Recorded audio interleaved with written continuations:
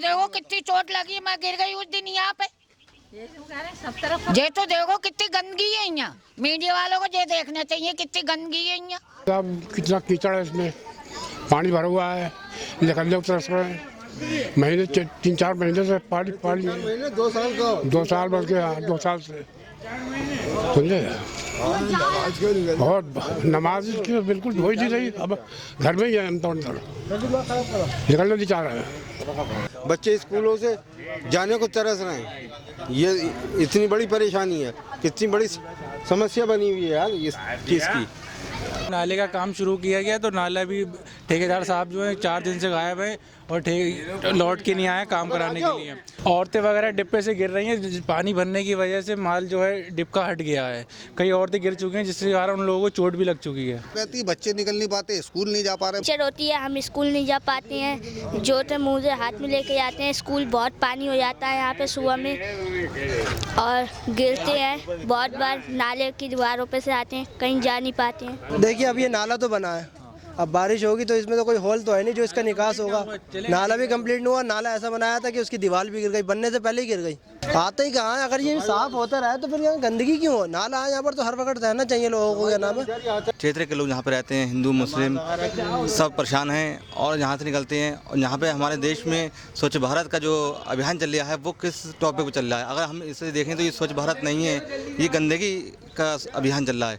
अगर हमारे देश को तरक्की पे जाना है तो ये अभियान स्वच्छ भारत का, इसे सरकार को, अधिकारियों को सोचना चाहिए। पहले हमें छोटे छोटे मोहल्ले से लेकर गली कूचे लेकर सबको सफाई करना चाहिए, उसके बाद हमें स्वच्छ भारत की तरफ सोचना चाहिए।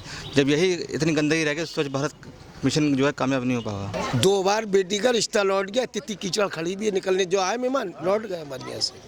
ये इतनी बड़ी परेशानी है। अभी बरसात नहीं हुई तो देखना ही तितली की दलदल होगी। हाँ 2 साल तो इसको परेशानी उठाते हो गई। और यहाँ पर जितने भी लोग हैं, किसी की बेटी का, किसी की बहन का, किसी का कुछ हो रहा है, बहुत बड़ी दिक्कत है। ये बस्ती है तलैया वाल्मीकि वाली, सब बेचारे परेशान के निकलने से, सब परेशान है निकलने से। ये सब ये लेडीज जाती है बेचारी, सब भाग भाग के बेचारी उधर से बड़ी परेशान होती है गंदगी से। खुद सफाई करना पड़ती है। हम तो इतनी कीचड़ में से निकल के आए। अब तो ये जरा सा नाला बना के चले गए, बरसात में तो वैसी परेशानी होगी हमें। ये रोड बन जाता तो और सही रहता। काका टोला बजे जानका की मस्जिद। अधिकारी और सारे मेंबर सभासद हुए या फिर मेयर हुए या फिर सांसद हुए, जब तक वही इसको नहीं देखेंगे तो पब्लिक कहाँ से स्मार्ट बनेगी। पब्लिक को स्मार्ट करने के लिए जनप्रतिनिधि होता है, उसका अधिकार बनता है कि पहले जनता को जागरूक करे।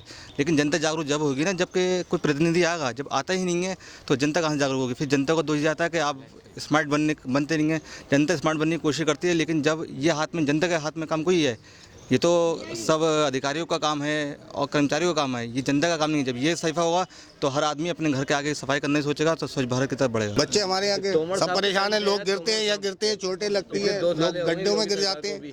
परेशानी अधिकारी आता नहीं है, शिकायत करने जाते हो, बड़ा अधिकारी छोटे अधिकारी को लिख देता है और कोई वो नहीं होता है। यहाँ का जमादार है वो आता है और कोई कह के चला जाता है कि भाई सफाई सुथराई हो जाएगी।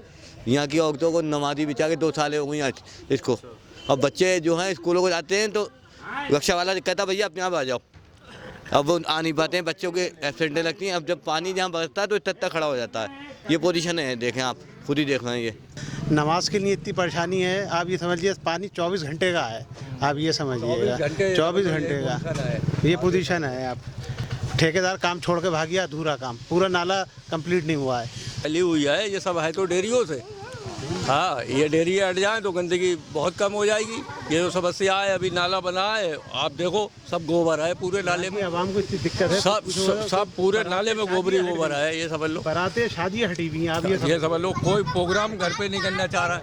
ये बताओ मेहमान, ये समझ लो 6-6 महीने से कोई मेहमान नहीं आना चाह रही है घर पे, उसे मना कर रहा है। प्रोग्राम तो बहुत परेशान है हम, निकलने बैठने ही बहुत परेशानी है, बच्चे बहुत परेशान है। देखो साहब कितनी परेशानी से आ रहा है, मारो रोशनी, बहुत परेशानी है। रिश्तेदार तो आना तक नहीं चाह रही। रिश्तेदार तो हमारी 2 महीने बहन रह गई उसमें मिशन में और नहीं आए, इधर कोई भी रिश्तेदार नहीं आया गंदगी के मारे। फिर उसके बाद में इतना कीड़ा यहाँ पैदा हो गया कि जिसका जवाब नहीं, बच्चों के काट रहे हैं वो मच्छर हैं और क्या क्या हो गया, आप समझे नहीं। बहुत गंदगी है, देखिए इसे सही कराया काका टोले को। 2 साल समस्या की, ये 2-2.5 साल से बड़ी परेशानी है यहाँ पे। 4-5 डेयरियों का गोबर इन नालियों के जरिए नाले में आ रहा है, जिसकी वजह से ये गंदगी हो रही है। वो गोबर पड़ा हुआ है, यहाँ पर सब ब्लॉक है, ये रोड सब ब्लॉक है। मेन रीज़न ये है कि इसका ये डेयरियों का गोबर जो आ रहा है वो ही है रीज़न।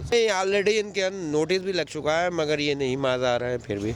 अच्छा, कई बार चालान भी हो चुका है इन डेयरियों का। जो है कांकाटोले की जितनी डेयरी हैं सब चालान हो चुका है। और यहाँ शादी अभी बेटे की हमारी हुई है, तो इसी पानी में शादी करी है, समझ लें आप।